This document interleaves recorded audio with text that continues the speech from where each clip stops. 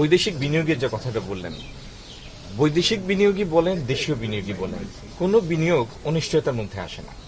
বিনিয়োগের একটা প্রাথমিক শর্ত হচ্ছে যে স্থিতিশীল পরিবেশ দেখতে হবে। যে বিনিয়োগ করবে সে তো তার পুঁজি খাটাবে, শ্রম দেবে, সো সে তার রিটার্ন এনশিওর করেই তারপরে বিনিয়োগ করবে।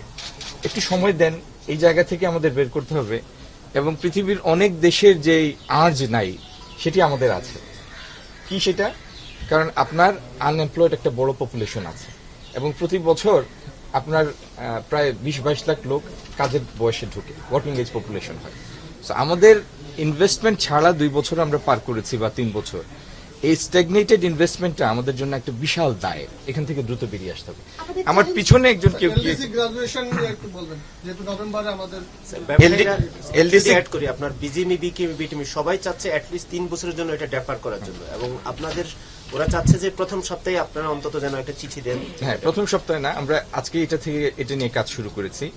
এলডিসি গ্রাজুয়েশনটা আমরা ডেফার করতে চাই এবং এটার জন্য যে যে ব্যবস্থা নেওয়া দরকার তার প্রত্যেকটাই নিব। এটা ইনিশিয়েট করে কমার্স মিনিস্ট্রি আর করেসপন্ডেন্সটা করে ইআরডি। তো আমরা ইআরডির সাথে সমন্বয় করে এটা দ্রুত ব্যবস্থা নিচ্ছি। সরি,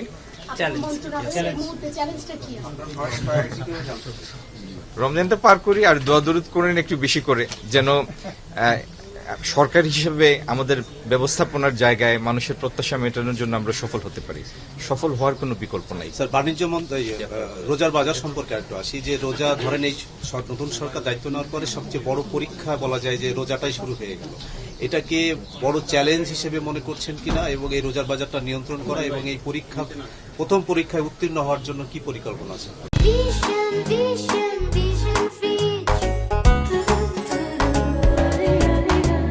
শুনেন, বাজার চলে বাজারের নিয়মে এবং বাজার স্থিতিশীল থাকবে যদি আপনার পণ্যের সরবরাহটা স্বাভাবিক থাকে। আমাদের হাতে যে পরিমাণ মজুদ আছে, বাজারে যে পরিমাণ পণ্য আছে, বিশেষ করে রোজায় যেগুলির ভোগ বেড়ে যায় সেগুলির, সেই হিসাবে আমরা দেখছি যে আমরা কমফোর্টেবল পজিশনে আছে। সুতরাং শঙ্কার কোনো কারণ নেই। কিন্তু বাজার নিয়ন্ত্রণ করা যায় না, কারণ শুরু হলে অলরেডি আজ থেকে অনেক পণ্যের দাম বেড়ে গেছে প্রাকৃতিকভাবে, মানে বাজারের স্বাভাবিক গতিতে বেড়ে গেছে। একটা জিনিস বুঝতে হবে, আজকে বা গতকালকে আপনি যখন বাজারে গিয়েছেন বা আপনার ঘরের মানুষটি বাজারে গিয়েছে, তখন তারা বাজার করবে সারা মাসের জন্য। তো এই সাডেন যে পিক করে কনজাম্পশনটা, সেটা রিটেইলে এটার কিছু একটা ইম্প্যাক্ট হয়।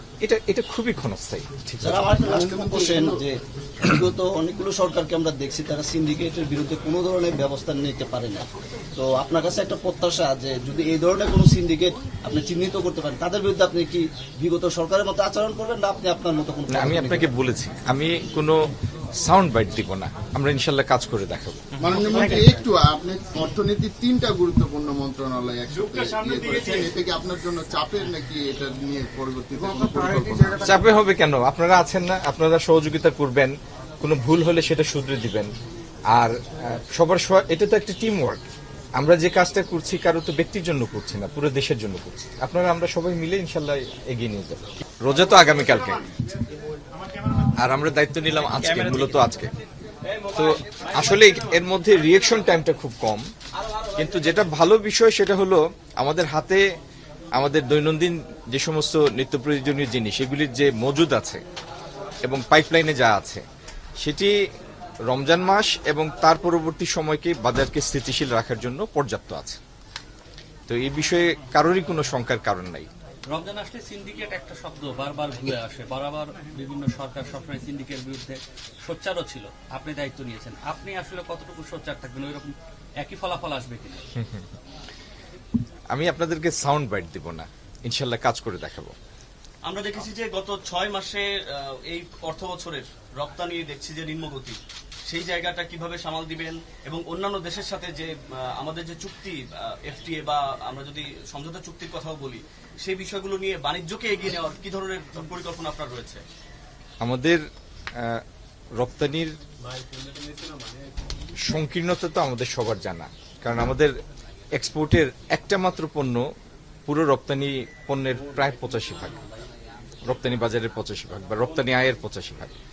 তো প্রথম কথা হলো এটাকে ডাইভার্সিফাই করা, আরো নতুন নতুন পণ্য এটার মধ্যে অন্তর্ভুক্ত করা এবং আগামী দিনে সেই বাজারগুলিকে প্রসারিত করা, এবং যারা ব্যবসার জন্য এগিয়ে আসবেন ব্যক্তি খাতের তাদেরকে ঠিকমতো সহায়তা করা, এগুলি হবে আমাদের লক্ষ্য।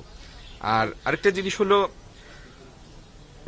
রাইট এট দিস মোমেন্ট এখন তো সারা পৃথিবী রপ্তানি আমদানি সবগুলি একটু টালমাটাল আছে, যেহেতু আমেরিকান যে টেরিফ রেজিম সেটার সাডেন পরিবর্তনের কারণে সারা বিশ্বে একটা অনিশ্চয়তার সংখ্যা আছে। তো এগুলির মধ্যেই আমাদের, যেহেতু আমাদের দরিদ্র দেশ, আমাদের মার্জিন অফ এরর খুব স্লিম, ভুল করার সুযোগ নাই, বা অন্যের কারণে সৃষ্ট দুর্যোগের জন্য খেসারত দেওয়ার মতো আমাদের সেই সঞ্চয় বা সামর্থ্য নাই। সেজন্য আমাদের যে স্লথ গতি আমরা দেখেছি গত 3-4 মাসে, সেখান থেকে আমাদের দ্রুত বেরিয়ে আসতে হবে এবং এটা নিয়ে আমরা কাজ শুরু করব। আচ্ছা, যুক্তরাষ্ট্রের সঙ্গে বাণিজ্য চুক্তিটা যেটা অন্তর্বর্তী সরকার করে গেল, সেটা নিয়ে ব্যাপক সমালোচনা হচ্ছে।